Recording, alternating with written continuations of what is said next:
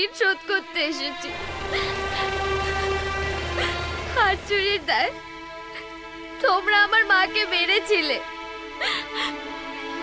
কাপড় খুলে নিয়েছিলে, আমার মায়ের সম্মানটা তো বাঁচলো বলো।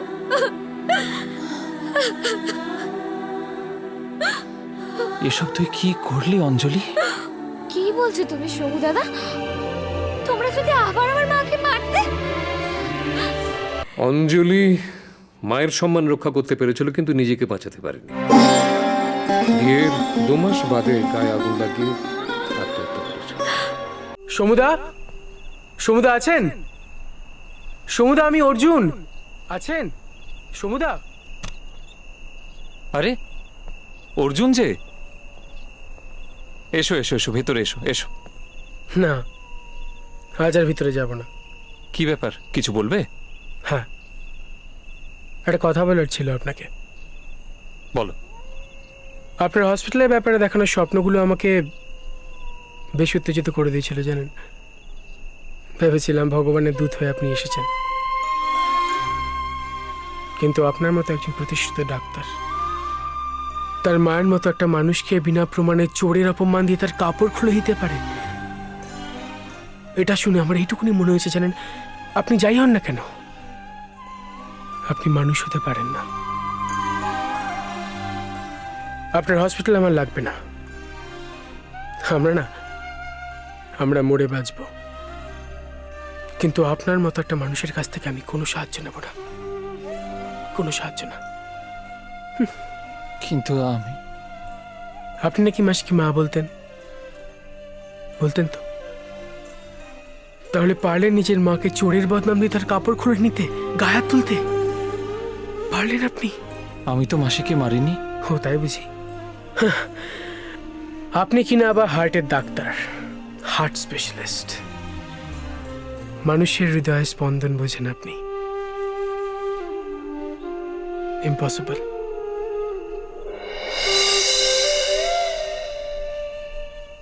কি হয়েছে বলো তো তোমার? তুমি বিকেলবেলা কিছু খেলেও না, এরম করলে তো শরীর খারাপ হয়ে যাবে। আমার ভালো লাগছে না, আমাকে একটু একা থাকতে দেবে? তুমি না কেমন চেঞ্জ হয়ে গেছো, আর আমাকে ভালোবাসো না। তিথি প্লিজ, আমি বলছি আমার ভালো লাগছে না। তাকাও আমার দিকে, তাকাও একবার।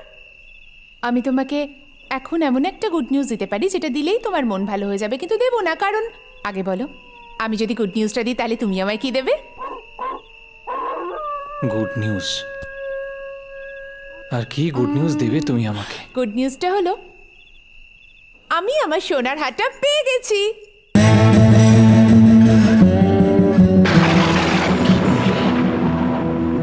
তুমি হারটা পেয়ে গেছো? কোথায় পেয়েছো? আর বলো না গো, এখানে আসা থেকে যা চলছে না, আমি নিজেই হারটা মেকআপ বক্সে রেখেছিলাম জানো, রেখে নিজেই ভুলে গেছি। ভুলে গেছো? তুমি তার জন্য মাসিকে মারলে, তার কাপড় খুলে দিলে। তুমি এত বড় নির্লজ্জ যে এটাকে তুমি গুড নিউজ বলছো? আরে বাবা, কাজের মাসিরা ওর বিভিন্ন বাড়ি থেকে বিভিন্ন জিনিস চুরি করে, আমি মানছি। এই মাসি হয়তো চুরিটা করেনি, তাহলে তুমি একটা কাজের মাসির জন্য আমাকে এভাবে বলবে? শোনো তিথি, তুমি মানুষ নও, তুমি অমানুষ। এত কিছুর পর তুমি সেই এক কথা বলে যাচ্ছ নির্লজ্জের মতন। আচ্ছা বাবা, মানছি আমার ভুল হয়ে গেছে। কাল সকালে যখন মাসি আসবে তখন আমি মাসিকে সরি বলে নেব। সরি? হ্যাঁ। তুমি অনেক করেছো, আর কিচ্ছু করতে হবে না তোমাকে। ছি ছি ছি, আমার আত্মহত্যা করতে ইচ্ছে করছে। তুমি তুমি এত বড় একটা কাণ্ড ঘটালে। আরে শোনো না, একটা কথা শুনবো না আমি আর। এরপর আমি যা বলবো তাই তুমি শুনবে। এই জমি বাড়ি আমি কিচ্ছু বিক্রি করব না। আর কাল ভোরবেলা আমরা এখান থেকে চলে যাব। এই গ্রামে আমার মুখ দেখাবার কোনো রাস্তা রইল না। সেটাই ভালো, আমিও এখানে হাঁপিয়ে উঠেছি। পরে না হয় আমরা। Good night.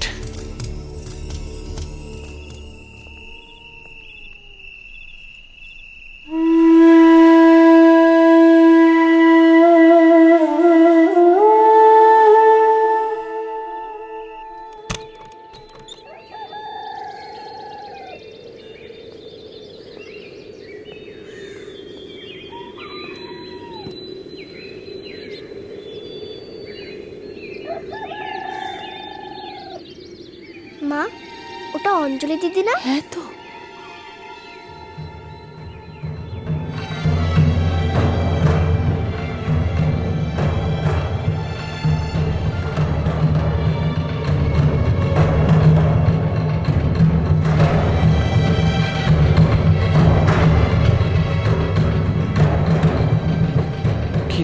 সকালে তুই?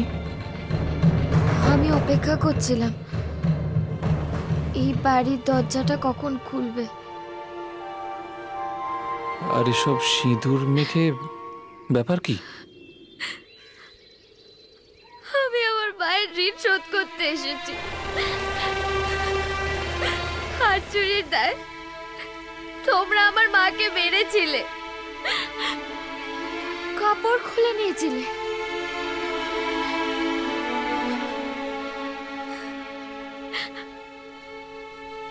আমি মেয়ে হয়ে সেই সব ঋণ শোধ করে দিয়ে যাব, সব শোধ করে দিয়ে যাব। হ্যাঁ, আমি তো জানি না তোমাদের হারের দাম কত, যেটা আমার মা চুরি করেছে।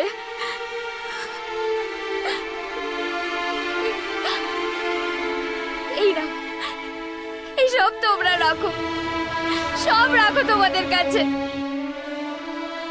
এই এত টাকা কোত্থেকে পেলি? কাল রাতে ওই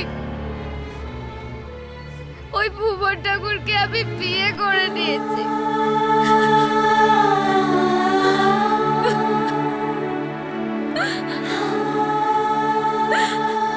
ওই আমাকে এত টাকা দিয়েছে। আমার মায়ের সম্মানটা তো বাঁচলো বলো।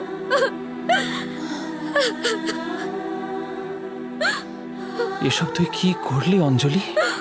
কি বলছো তুমি শম্ভু দাদা? তোমরা যদি আবার আমার মাকে মারতে? না না, বেশ করেছি আমি। তোর তোর মা সব জানে? মা মা এতক্ষণে নিশ্চয়ই সব জেনেছে। জানি না জেনে কি করছে। অঞ্জলি, তুই কি করলি মা? তুই কি করলি? এর থেকে তো আমার মরণ ভালো ছিল। তুই কি করলি মা?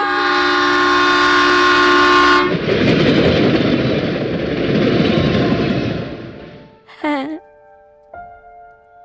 আমার কিছু কিছু কথা মনে পড়ছে। হরি পাগল, বাবার সেই মাসি, মাসির মেয়ে অঞ্জলি।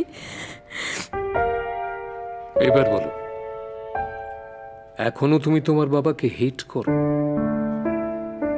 ওই মানুষটাকে তোমার বাবা বলতে এখনো ঘেন্না লাগবে? আমার মা আমাকে মিথ্যে কথা বলেছে, সব মিথ্যে বলেছে। আমি আমার মাকে কোনোদিনও ক্ষমা করতে পারবো না। আচ্ছা, অঞ্জলির কি খবর? কেমন আছে ও? অঞ্জলি মায়ের সম্মান রক্ষা করতে পেরেছিল, কিন্তু নিজেকে বাঁচাতে পারেনি। বিয়ের 2 মাস বাদে গায়ে আগুন লাগিয়ে আত্মহত্যা করেছিল। ভুবন ঠাকুর রাত 2টো বইয়ের মতো তাকেও খুন করেছিল। তারপর ওখান থেকে ফিরে আসার পর তোমার বাবা বকুলপুর গ্রামে আর কোনোদিন ফিরে যান, কোনোদিন না। সেই গ্রামের বাড়ি, ঘর, জমি সব তেমনি পড়ে রয়েছে। এই উইল তার সাক্ষী। ওখান থেকে ফিরে আসার পর তোমার বাবা তোমার মায়ের কাছ থেকে ডিভোর্স চেয়েছিলেন। বলেছিলেন যে তিথিকে সে আর কোনোদিন ক্ষমা করতে পারবে না, তাই এক ছাদের তলায় থাকা আর সম্ভব নয়। তারপর তোমাকে নিজের কাছে পাওয়ার জন্য তোমার বাবা অনেক আইনি লড়াই লড়েছিলেন, তার সাক্ষী আমি। কিন্তু তোমার মা তোমাকে ছাড়েননি। শুধু তাই নয়, তোমার বাবা যদি কোনোভাবে তোমাকে নিয়ে চলে যান, সেই জন্য তোমাকে নিয়ে তোমার মা অন্য জায়গায় চলে গিয়েছিলেন। তোমার বাবার যতটুকু সম্বল ছিল তার সবটুকুই প্রায় তোমার মায়ের হাতে তুলে দিয়েছিলেন তোমাকে মানুষ করার জন্য।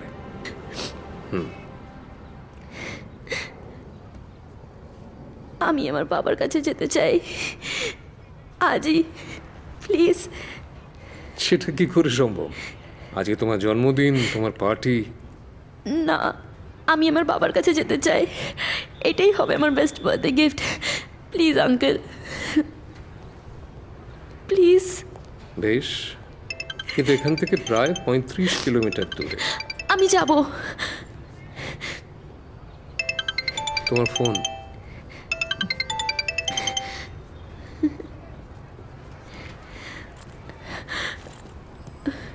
হ্যালো। কি রে, কোথায় তুই? ব্যাঙ্কোয়েট পেয়েছিস? কখন যাবে সবাই? মা, আজকে সব প্রোগ্রাম ক্যান্সেল। আমি আমার বাবার কাছে যাচ্ছি। বাবার কাছে? কোথায় তোর বাবা? কি কি বলছিস তুই? আমি পরে কথা বলবো, সব বলবো। রাখছি। চলুন আঙ্কেল, আমি রেডি। বেটার।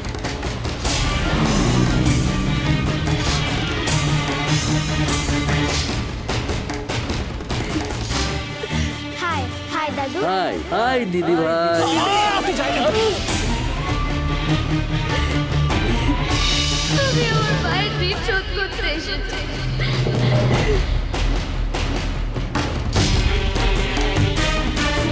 আরে বাবা আমাকে বিয়েতে অঞ্জলি জুয়েলার্সে যে ধরে আটটা দিয়েছিল সেটা কোথাও পাচ্ছি না। এই না,